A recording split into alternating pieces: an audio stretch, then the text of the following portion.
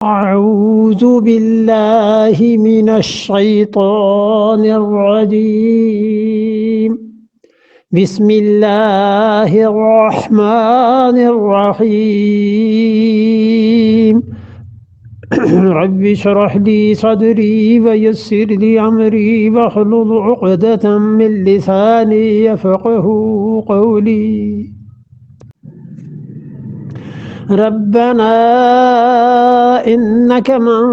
تدخل النار فقد أحظيته وما للظالمين من أنصار ربنا اے ہمارے پروردگار انک من تدخل النار، اور یقیناً جسے آپ نے داخل کر دیا اس آگ میں جسے آپ نے پھینک دیا، فقد اخزیتہ، اللہ یقیناً بس وہ رسوا ہو گیا، اس جیسا تو کوئی رسوا ہوا ہی نہیں۔ فقد اخزیتہ، وہ حقیقت میں پروردگار وہ کیا ہوا، وہ آدمی، اس انسان کو حقیقت میں رسوائی ملی جس کو تو نے دوزخ میں ڈال دیا۔ فقد اخزیتہ، اس کو رسوا کیا، وہ حقیقت میں رسوا ہو گیا۔ وما للظالمین من انصار، اور اللہ گناہگاروں کا تو کوئی مددگار نہیں۔ خدا بندہ اس جہنم سے بچا، اس دن کی ذلت سے بچا، اس دن کی وہ جو خواری ہے، رسوائی ہے، اے خدایا اس دن کی خواریوں سے بچا۔ انک من تدخل النار فقد اخزیتہ، دیکھا جہنم کے بعد پھر ذکر کیا ہے دوبارہ کس چیز کا، اخزیتہ، تو جہنم کے بعد ذکر کرنا رسوائی کا، اس سے معلوم ہوتا ہے کہ جہنم میں جسم کا عذاب ہے، اور یہ جو اخزیتہ ہوا ہے نا، خزیون کا لفظ پہلے بھی گزرا ہے، یہ جو رسوائی ہے یہ ذہنی کوفت ہے نا، جسم کا عذاب تو نہیں ہے، تو یہ ذہنی کوفت کی چیزیں، یہ جسم کی جو سزا ہے اس سے بھی بڑی چیز ہے۔ جسمانی عذاب سے بڑھ کر یہ روحانی عذاب ہے، جسمانی تکالیف سے بڑھ کر ذہنی تکالیف ہیں، اس سے ثابت ہوتا ہے کہ پہلے تو کہا انک من تدخل النار، اللہ جسے آپ نے آگ میں ڈال دیا وہ تو جسمانی سزا ہو گئی، فقد اخزیتہ، اللہ آپ نے حقیقتاً وہ تو رسوائی ہو گیا، تو وہ بڑی چیز ہو گئی نا آگے چل کے۔ تو اس سے معلوم ہوتا ہے کہ وہ گناہ اور وہ حرکتیں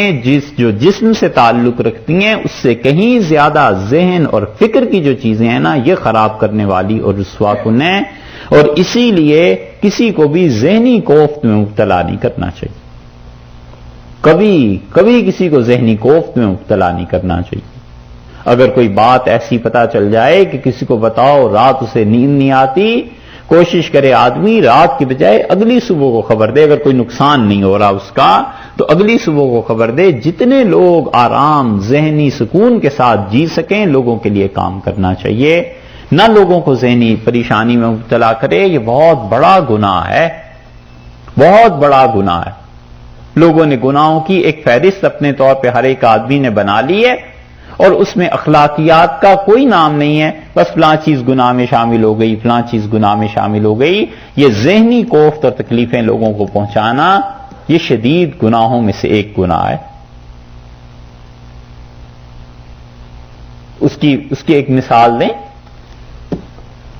مثلا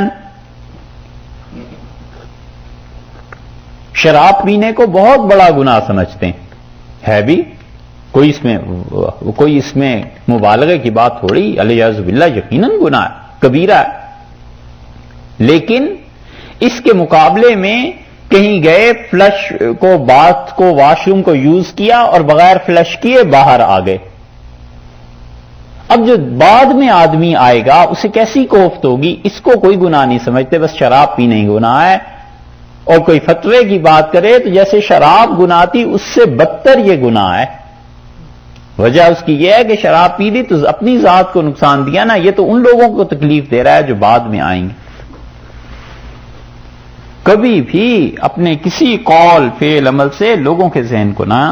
کرے، لوگوں کو اطمینان سے رہنے دے، جینے کا موقع ہونا چاہیے لوگوں کے لیے تاکہ وہ اللہ کی عبادت کریں، اللہ کے ساتھ ان کا تعلق جڑا رہے۔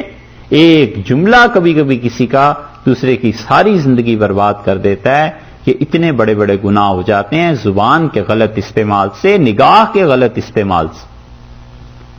اس میں نہیں پڑنا چاہیے کبھی. جہاز میں سفر کرتے ہیں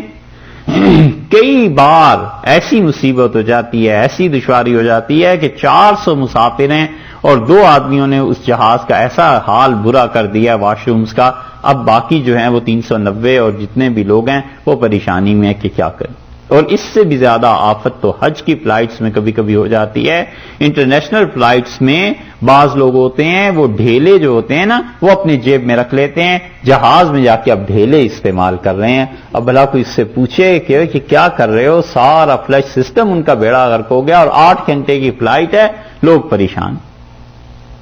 وضو کرنا ہے تو ٹھیک اس طرح کرنا ہے کہ وہاں پانی کی نکاسی کا تو کوئی ہے نہیں نا بندوبست کہ وہ پانی باہر آئے, اور جو باہر ہیں جو بھی غیر مسلم ہیں وہ دیکھیں اور وہ سوچیں کہ پتہ نہیں یہ کیا کر رہا ہے, اور پھر آخر بیچارے وہ جا کر اس کو صاف کریں گے اور وہ ٹیشو پیپرز لے جا کے یہ, اور اس نے نماز پڑھنی ہے ابھی تو صرف وضو ہی کا مرحلہ ہے نا, نماز بھی ابھی باقی ہے.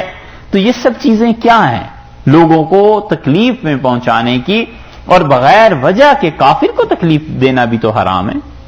ایسی حرکت کرے ہی کیوں جس سے مجموعی طور پر مسلمانوں کا غلط اثر پڑے, اسلام کا غلط اثر پڑے. اور داڑھی اگر رکھی ہوئی ہو تو پھر تو 1000 بار ان کاموں سے بچنا چاہیے. لوگ دیکھ کے کہتے ہیں اچھا یہ دیندار لوگ پھر ایسے ہی ہوتے ہیں, دیکھ لو پھر مسلمان علیہ باللہ ایسے ہوتے ہیں. کچھ تو انہیں بھی ہوتی ہے چڑ ان چیزوں سے, لیکن کچھ حرکتیں ادھر سے بھی ہوتی ہیں, دونوں طرف سے. اس لیے کبھی بھی ذہنی کوفت کا باعث نہیں بننا چاہیے. یہاں پر دیکھا ہے انک من تدخل النار, اور اللہ جسے آپ نے داخل کر دیا جہنم میں, فقد اخزیتہ, وہ تو حقیقت میں رسوا ہوگی.